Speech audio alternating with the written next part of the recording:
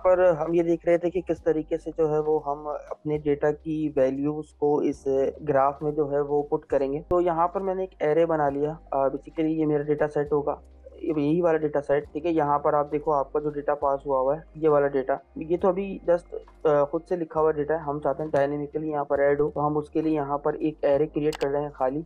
और हम यहाँ पर कुछ लॉजिक्स के थ्रू जो है वो डेटा कैलकुलेट करेंगे and then one by one इस एरे में पुश करेंगे। तो यहाँ पर लॉजिक बनाते हैं। इफ अगर हमारे डेटा का नाम क्या था, हमने क्या नाम रखा था, स्टूडेंट एडमिशन डेटा। अगर स्टूडेंट एडमिशन डेटा जो है और उसमें जो है वो आपके पास तो फॉर का लूप, और यहाँ पर मैं लिख देता हूँ variable I is equals to zero. Zero से चलना स्टार्ट हो, बिकॉज ऑब्वियसली क्योंकि ये एक एरे आप देखो एरे में वैल्यूज रखी हैं। एरे के 0 इंडेक्स पे ये ऑब्जेक्ट मौजूद है, एरे के 1 इंडेक्स पे ये मौजूद है। यानी मुझे इस पूरे डेटा के अंदर चेक करवाना पड़ेगा कहाँ कहाँ जनवरी आ रहा है, कहाँ कहाँ फरवरी आ रहा है, यानी पूरा डेटा को रीड करवाना पड़ेगा।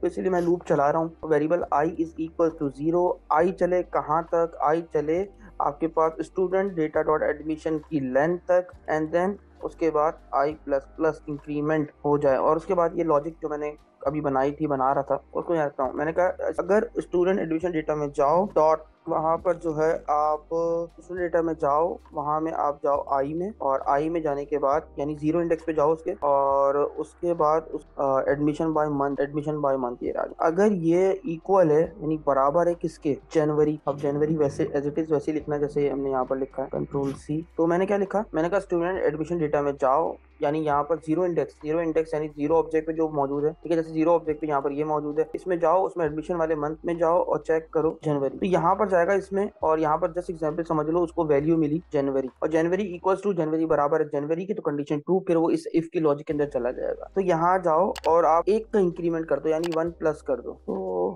हम एक काम करते हैं, एक बाय डिफॉल्ट वेरिएबल बना देते हैं जिसमें कोई वैल्यू इनिशियलाइज कर देते हैं वेरिएबल, और 1 के नाम से बना देते हैं इसको, और उसमें 0 डाल देते हैं ताकि बाद में एक गार्बेज वैल्यू ना ले। तो 1, 2, 3, 4। अच्छा अभी हम ये चेक कर लेते हैं वहाँ पर कितने मंथ हैं, जनवरी फरवरी मार्च अप्रैल में। जनवरी फरवरी मार्च अप्रैल में 5 है, 5 ले लेते हैं। ठीक है, 1 2 3 4 5। ठीक है, और मैंने क्या किया, सिंपल सी लॉजिक बना रहे हैं यहाँ पर, इसमें गार्बेज 0 डाल दिया ताकि बाद में जो है वो गार्बेज वैल्यू ना जाए। ठीक है, और इन सब में 0 इनिशियलाइज कर देता हूँ। ठीक है, यहाँ पर मैंने सब में पास कर दिया, यहाँ पर मैंने सब में 0 रख दिया, और फाइल पर सेव रन करके चेक कर लेते हैं कोई एरर तो नहीं। ठीक है, कोई मसला नहीं है। ठीक है, यहाँ पर आते हैं, और यहाँ पर आने के बाद मैं ये कह रहा हूँ कि इफ अगर जनवरी जनवरी के बराबर हो जाता है तो आप क्या करो, आप करो 1 इक्वल्स टू 1 प्लस 1। मतलब क्या है, अब होगा क्या, देखो मैंने कहा अगर जनवरी जनवरी के बराबर हो जाता है तो बाय डिफॉल्ट जनवरी में क्या वैल्यू पड़ी हुई है, 0। तो यानी इसके अंदर अभी 1 के अंदर क्या है, 0। तो अगर जनवरी जनवरी से एक दफा मैच हो गया, यानी 0 इंडेक्स पे मैच हो गया, यानी 0 में गया, इस वाले 0 में गया और इस ऑब्जेक्ट में गया क्योंकि 0 पे था, तो इसमें देखा कि जनवरी मौजूद है। अगर जनवरी मैच हो गया तो यानी इस इफ के अंदर आ जाएगा, और जैसे ही आया तो बाय डिफॉल्ट 0 1 में वैल्यू थी 0, तो 0 प्लस 1 तो हो गई 1, यानी उसने काउंट कर लिया कि 1 जनवरी मौजूद है। फिर वो दूसरे इंडेक्स में गया यानी 1 पे गया, देखा वहां चेक करा क्या जनवरी मौजूद है, जी हाँ मौजूद है। ठीक है, तो जनवरी जनवरी मैच कर गया। अब ये मैच करने के बाद ठीक है यहाँ आया, तो 1 में क्या वैल्यू जा चुकी थी, 1 ऑलरेडी, 0 थी पहले, 1 जा चुकी थी, अब नई वैल्यू हो गई 1, तो 1 प्लस 1 हो गया 2, तो काउंट आ गया 2। इस कंडीशन बनाते हैं एज इफ, सेम यही कंडीशन बनाऊंगा मैं, कंट्रोल सी। एक बार कंडीशन बन जाए बस आपने कॉपी पेस्ट करना है, और उसके बाद यहाँ पर आता हूँ, जनवरी के बाद है फरवरी। ठीक है, अगर फरवरी मैच हो जाए तो उसमें अच्छा 1 में जो वैल्यू जाएगी यानी इस, यानी जनवरी से जो वैल्यू जाएगी ना वो इस वेरिएबल में जारी होगी, और फरवरी की जो वैल्यू जारी होगी वो जारी होगी इस 2 वेरिएबल में।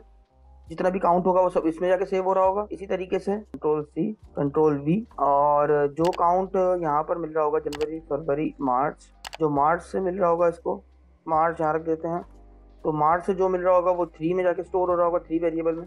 ठीक है, इस तरीके से अप्रैल और मई यहाँ लिख देते हैं अप्रैल, और यहाँ ये स्टोर हो रहा होगा 4 वेरिएबल के अंदर आपके। ठीक है, इस वेरिएबल को यहाँ पास भी कर देते हैं, एंड देन लास्ट में हमारे पास क्या सेव हो रहा होगा।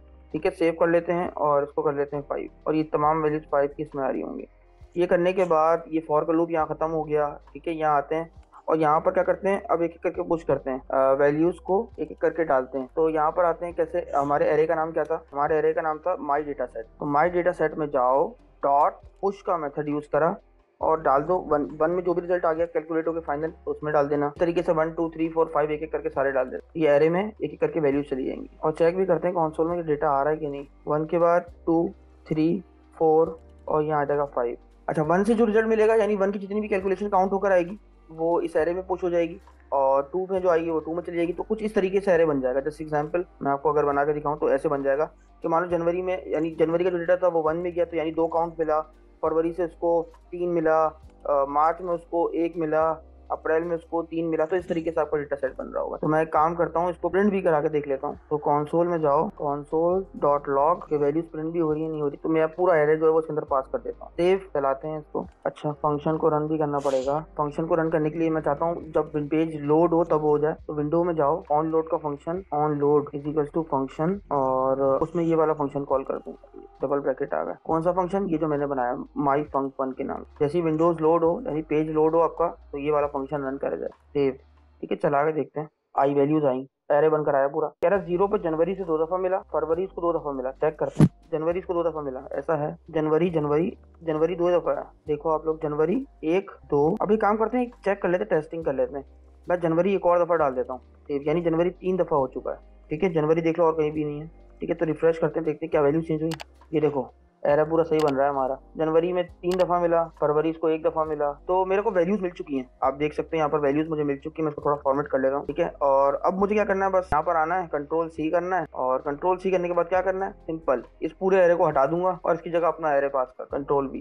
दैट्स इट, हो गया काम, क्रिएट हो गया आपका ग्राफ। अच्छा, ग्राफ उठाया नहीं, ये देखो ग्राफ अभी आ जाएगा। ग्राफ क्रिएट नहीं हो रहा, इंस्पेक्ट, देखते हैं क्या मसला है। वैल्यूज तो आ रही हैं यहाँ पर। अच्छा, ग्राफ आ गया, सॉरी लोड नहीं हो रहा है सही से। तो देखते हैं बाकी सही है। अच्छा, यहाँ पर मैं ग्राफ तो आ गया, जनवरी 2 है, ठीक है बिल्कुल 2 आ रहा है, फरवरी भी 2 है, मार्च कितने हैं, मार्च 3 है, और ये डेटा आपके पास सही आ रहा है बिल्कुल। तो यहाँ पर आते हैं, देखते हैं क्या प्रॉब्लम है। अच्छा, ये माई फर्स्ट डेटा सेट लिखा आ रहा है, इसको हटा देते हैं। यहाँ पर आते हैं, इसको लिख देते हैं, कहाँ से आ रहा है ये, माई फर्स्ट डेटा सेट लिखा हुआ, ये रहा। यहाँ लिख देते हैं काउंट। इसके बाद यहाँ पर मैं पास कर देता हूँ। अच्छा, मेरे लेबल्स जो हैं वो डायरेक्टली आ रहे हैं यहाँ पर। ठीक है, तो लेबल्स अगर मैं पास कर दूँ लेबल्स, तो वो सारे लेबल दिखा देगा क्योंकि वो एरे रखा है। मैं जस्ट एक लॉजिक लगा के देखते हैं। मैं चाहता हूँ, अच्छा मैं अभी कर क्या रहा हूँ मैं आपको बताता हूँ। मैं ये कर रहा हूँ कि काउंट के साथ साथ मंथ भी लिखा है कि इस महीने में, वैसे तो वो आ रहा है ऑलरेडी, काउंट इज, ठीक है, इस महीने का जो काउंट है वो देखते कितना आया। रिफ्रेश करते हैं, असल में ग्राफ इंस्पेक्ट करने पे आ रहा है तो पेज लोड नहीं आ रहा। चेक करते हैं, खैर बाकी ग्राफ चेक करते हैं। काउंट है 2 का,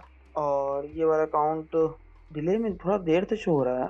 यहाँ पर आपके पास, यहाँ पर देखते क्या इशू है। विंडोज में जाओ, उसके ऑन लोड फंक्शन में जाओ, बिल्कुल यहाँ तो कोई इशू नहीं है। कंसोल से इसको हटाते हैं। कंसोल में तो खैर कोई इशू नहीं है, यहाँ पर डेटा हमारा सही से क्रिएट हो रहा है।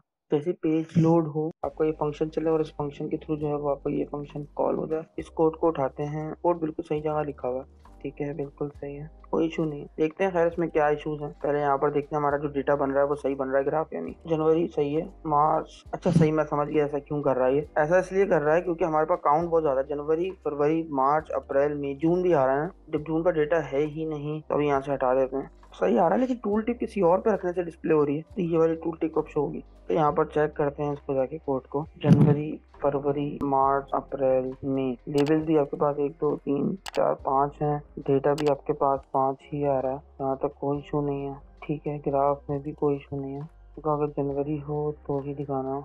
और यहाँ पर हमने डेटा सेट पास कर दिया अपना। ठीक है, ये पूरा एरे में आ रहा है इसीलिए यहाँ पर भी कोई इशू नहीं है। तो हमने डेटा पास किया तभी इसमें इशूज आए। अच्छा, यहाँ पर भी जो है वो हमें चेंज करना पड़ेगा। यहाँ तो वो आपका सेट करता है कॉन्फ़िगरेशन में, यहाँ पर थोड़ी आएगा हमारा माई डेटा सेट, कभी भी नहीं आएगा। यहाँ पर आपने नहीं देना, ठीक है, वरना आपको ग्राफ ही खराब हो जाएगा बिल्कुल। ठीक है, यहाँ पर आपने अपना डेटा वाला वेरिएबल ही पास करना है। ठीक है, तो यहाँ पर हमने सिंपली इसको जो है फंक्शन को अनरन कर दिया। अगर फंक्शन नहीं बनाते, देखते हैं जैसे एग्जांपल। ठीक है, अगर फंक्शन में नहीं डालते हैं इसको, और ठीक है, ये करने के बाद रिफ्रेश करते हैं, आ गया ग्राफ, आ गया आपके पास। ठीक है, टूल टिप का इशू आ रहा है, इस पर क्लिक करने से पिछली वाली टूल टिप शो होती है। ठीक है, तो खैर ये देखते हैं।